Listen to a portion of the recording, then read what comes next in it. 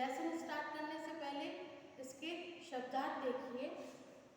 First है अंबर, आकाश, अंगारा, किसी वस्तु का दहकता रूप, तपती, गरम, कुंजी, चाबी, ताला खोलने का साधन, धनी, धान का सा हरा पीला रंग, जग, संसार, जन, लोग, विशेष प्रकार की एक घास, घोंसला, सन्नाटा, खामोशी यानी मौनता, दुबक रहे हैं, छिप रहे हैं, बरखा, वर्षा। तो ये इस लेसन के कठिन शब्दार्थ है। तो आप पेज नंबर 28 पर देख लेना, ये दिए हुए। तो चलिए स्टार्ट करते हैं। प्रस्तुत कविता में ऋतुओं के सरल उदाहरण द्वारा जीवन में सुख और दुख का सुंदर चित्रण किया गया है कि इस कविता के माध्यम से, इस कविता में ऋतुओं के माध्यम से हमें ये बताया है कि सुख और दुख जीवन का एक सुंदर चित्रण है। मतलब सुख और दुख जीवन में आते रहते हैं। बिना तप परिश्रम के सुख असंभव है, ये दिखाया।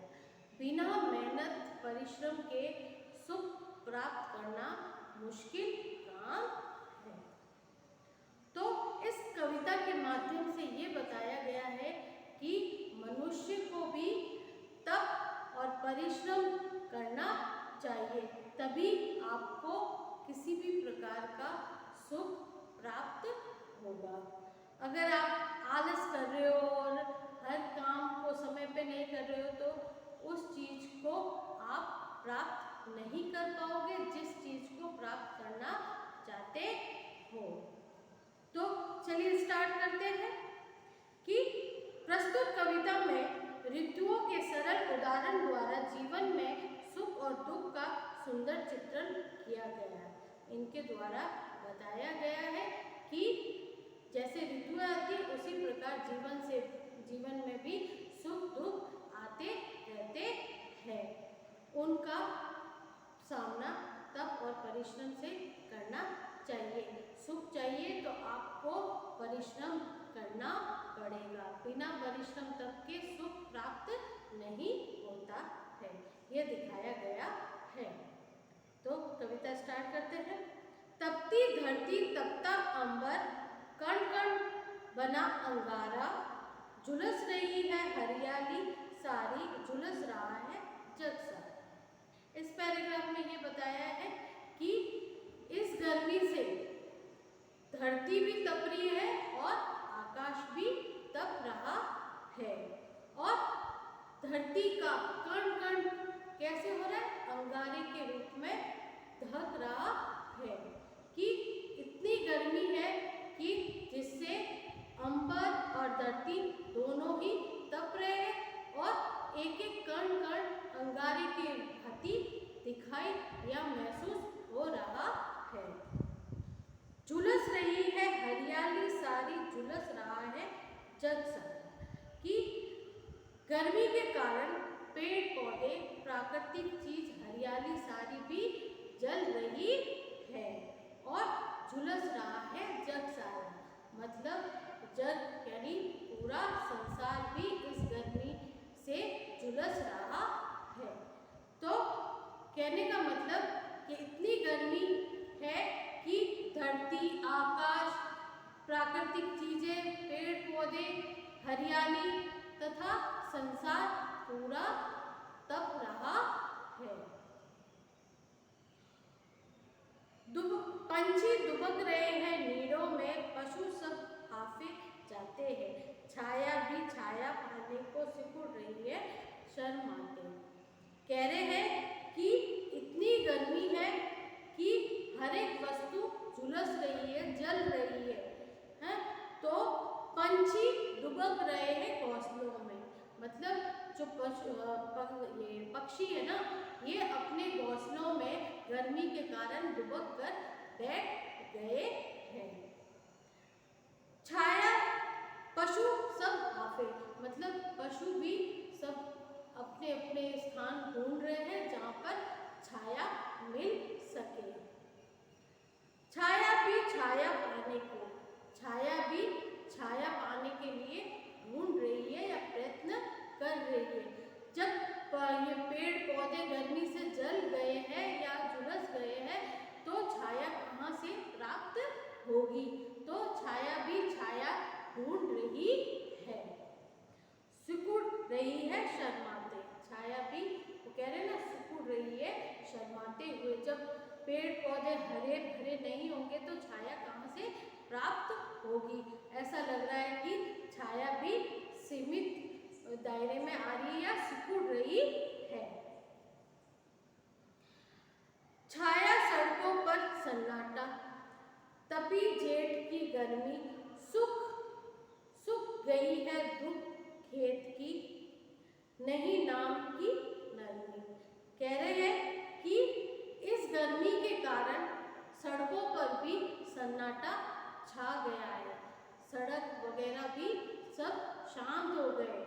सभी मनुष्य वगैरह पशु पक्षी सभी अपने अपने घरों में, अपने अपने घोंसलों में, अपने अपने स्थानों पर बैठ गए हैं।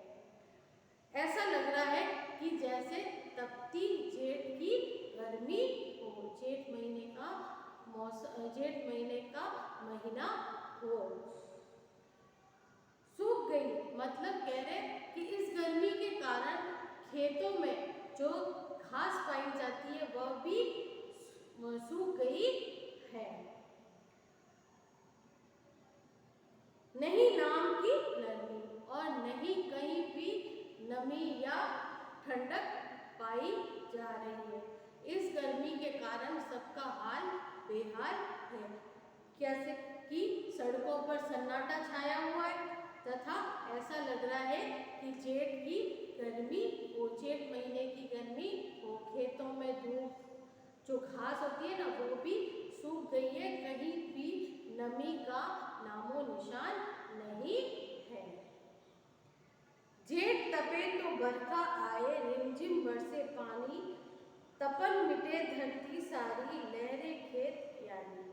कह रहे कि जेठ तपेगा तभी बारिश आएगी, मतलब कि जेठ के बाद का महीना या जेठ तपेगा तभी बारिश होगी। और रिमझिम बरसे पानी, रिमझिम मतलब जो बारिश होती है ना उसका पानी जो बरसता है ना उसको इस तरह से कहते हैं कि रिमझिम बरस रहा है पानी। तपन मिटे धरती की सारी, बारिश होगी तभी धरती की तपन यानी गर्मी ताप सब मिट जाएगा, धरती पर ठंडक हो जाएगी। लहरे खेत धानी, बारिश होने पर ही खेतों में धान वगैरह लहराने लगेंगे। कि बारिश के आने पर ही सभी जगह पानी हो जाएगा और धरती की तपन मिट जाएगी, धरती के ऊपर से गर्मी सब खत्म हो जाएगी, चारों तरफ ठंडक हो जाएगी और बारिश से ही खेतों में धान वगैरह लहराने लग जाएंगे।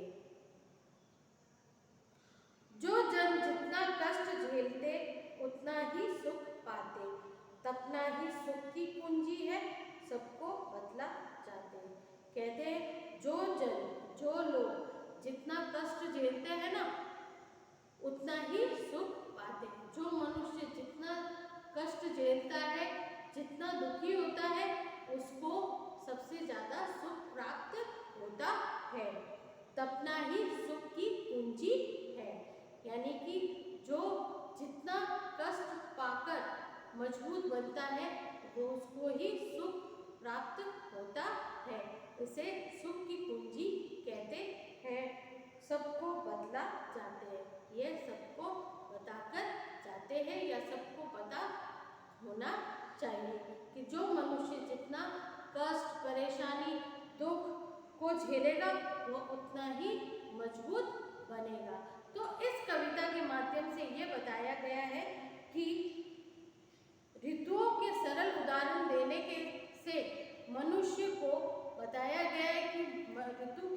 भांति मनुष्य के भी जीवन में सुख दुख आते रहते हैं, तो उनका सामना हमें तप और परिश्रम से करना चाहिए और हार नहीं माननी चाहिए। जो मनुष्य जितना कड़ी मेहनत करेगा वह उतना ही